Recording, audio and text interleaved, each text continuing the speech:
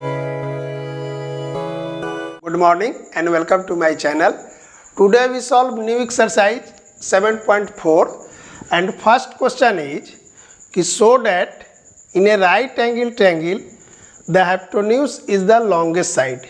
Question में कहता है कि किसी राइट एंगल ट्रायंगल में हाइपोटेन्यूज जो होगा वो सबसे लॉन्गेस्ट साइड होगा। यहाँ पर कोई फिगर नहीं दिया गया है, तो हम सपोज कर रहे हैं कि यह एक राइट एंगल ट्रायंगल है ए बी सी और ये है राइट एंगल। तो इसमें हमको ये दिखाना है कि ए सी जो है सबसे बड़ा साइड है यानी लॉन्गेस्ट साइड है। तो यहाँ लिखेंगे सबसे पहले कि सपोज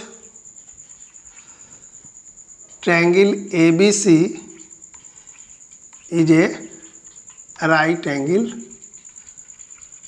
ट्रायंगल और एंगल बी कितना है 90 degree, angle B equal to 90 degree. तो शो क्या करना है कि A C is the longest side. यहाँ लिख देंगे कि to show A C is the longest side. Okay, देखिए किसी भी ट्रायंगल में तीनों एंगल का सम क्या होता है 180 degree.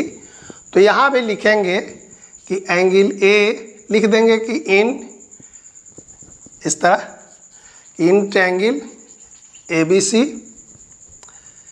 Angle A plus angle B plus angle C equal to 180 degree. B का वैल्यू दे देंगे 90 डिग्री, तो यहाँ होगा angle A plus 90 degree plus angle C 180 degree.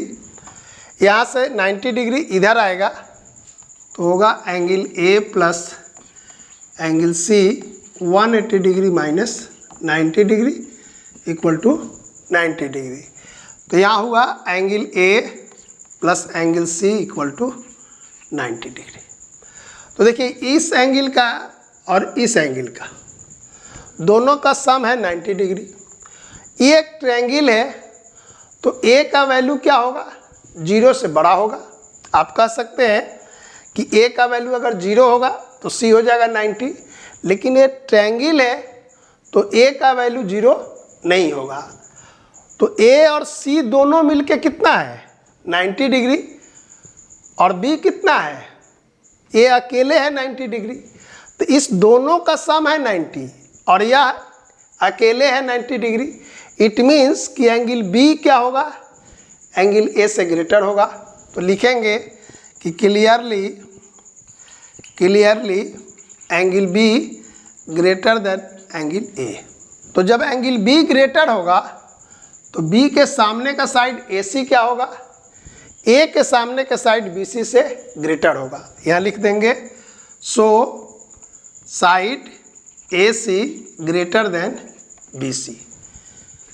क्यों ब्रैकेट में लिख दिए कि हम जानते हैं, यहाँ लिखेंगे कि the side opposite to greater angle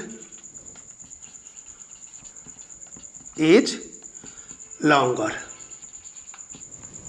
okay, similarly C से भी क्या होगा ये बी ग्रेटर होगा। तो यहाँ लिखेंगे कि angle B greater than angle C. तो यहाँ भी क्या होगा कि ए सी ग्रेटर होगा सी के सामने का है ए बी।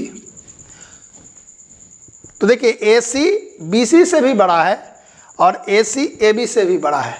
इसका नंबर भी डाल सकते हैं, इसको 1 लिख दीजिए, इसको 2 लिख दीजिए और तब लिख देंगे फ्रॉम 1 and 2। 1 and 2 क्या होगा ए C is the longest side. यही प्रूफ करना था। तो यहाँ पर हम लोग क्या दिखा दिए कि ए सी के सामने वाला एंगल जो है बी ए से भी ग्रेटर है सी से भी ग्रेटर है, इसलिए बी के सामने वाला साइड ए के सामने वाला साइड से भी बड़ा है और सी के सामने वाला साइड से भी बड़ा है। ठीक है, नेक्स्ट क्वेश्चन है कि in figure 7.48 the sides AB and AC of triangle ABC are extended to points P and Q respectively. Also, angle PBC less than angle QCB so that AC greater than AB. कि एक figure दिया गया है, ABC एक triangle है जिसमें AB side को P तक एक्सटेंड किया गया और AC साइड को Q तक। तो यह एंगल इस एंगल से छोटा है, तो शो करना है कि AC साइड AB से बड़ा है।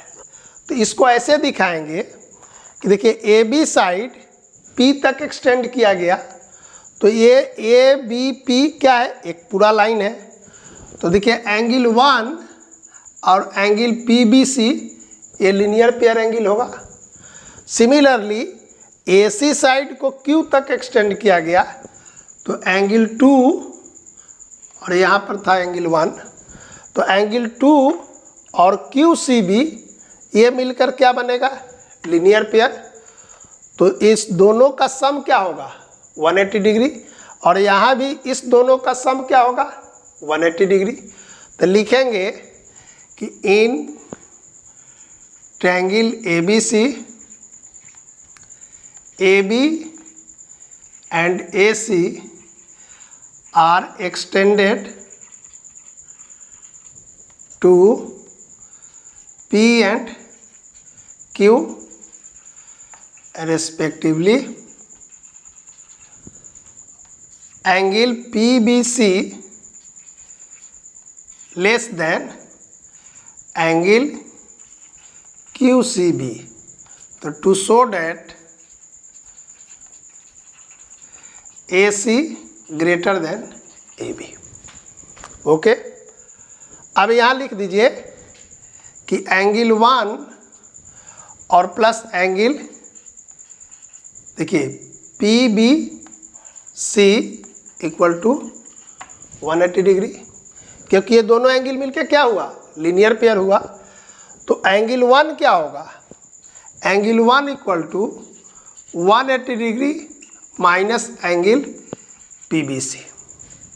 सिमिलरली यहाँ पर लिखेंगे 2 प्लस यह कि angle 2 plus angle QCB equal to 180 degree. तो एंगल 2 इक्वल होगा 180 डिग्री और माइनस QCB। देखिए यहाँ इसका नंबर डाल दीजिए 1 और यहाँ 2।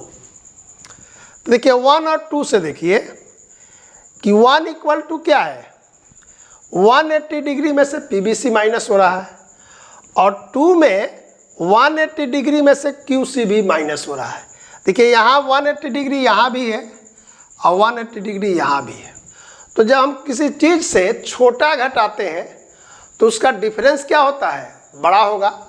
जैसे देखिए 90 में से अगर 45 माइनस किए तो कितना आया, 45, और 90 में से 60 माइनस किए तो ये आया 30 डिग्री।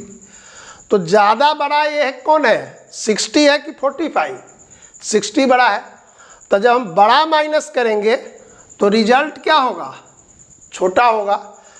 तो यहाँ पर देखिए एंगल बड़ा कौन है, यहाँ देखिए QC भी बड़ा है। तो QC भी बड़ा है, तो जब 180 में से माइनस होगा तो एंगल 2 क्या होगा, छोटा होगा, एंगल 1 क्या होगा, बड़ा होगा। समझ में आई बात कि 180 डिग्री में से हम PBC माइनस कर रहे हैं और 180 डिग्री में से QC भी माइनस कर रहे हैं।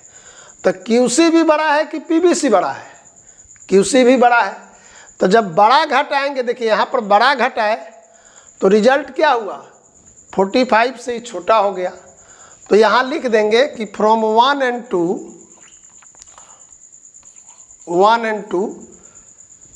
एंगल 1 क्या होगा, एंगल 2 से बड़ा होगा। तो लिख देंगे कि एंगल 1 ग्रेटर देन एंगल 2, सो AC ग्रेटर देन AB। क्यों, तो यहाँ लिख देंगे वही जो पहले लिखे थे कि द साइड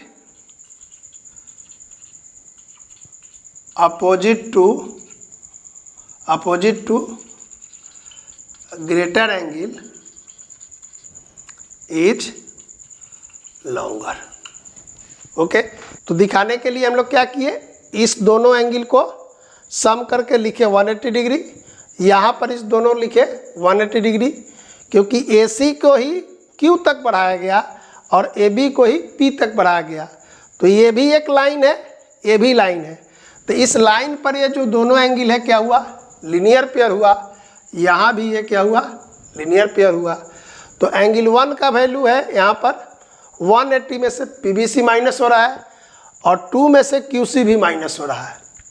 PBC छोटा है तो रिजल्ट क्या होगा, बड़ा होगा, इसलिए एंगल 1 ग्रेटर देन एंगल 2, सो AC ग्रेटर देन AB, क्योंकि एंगल ग्रेटर होता है तो उसके सामने का साइड भी क्या होता है, लॉन्गर होता है।